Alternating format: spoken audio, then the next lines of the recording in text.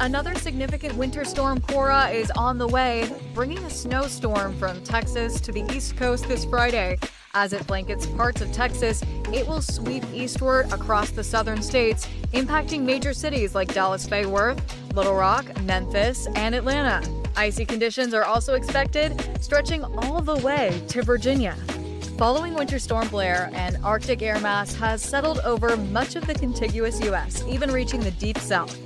This cold pool is setting the stage for Cora, which will develop a surface low over Texas by early Friday. A swath of deep snow is forecasted to cover millions from Texas to the Appalachians, with icy roads posing a significant hazard. Stay alert and prepare for a wintry weekend ahead. A potent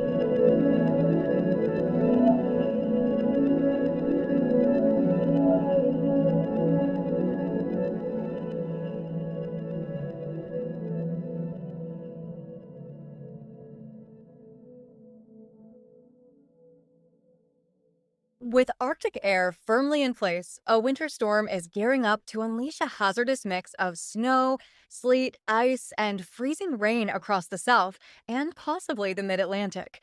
The National Weather Service has issued winter storm watches for northern Texas, southeast Oklahoma, Arkansas, and northern Louisiana, including major cities like Dallas Fort Worth and Little Rock.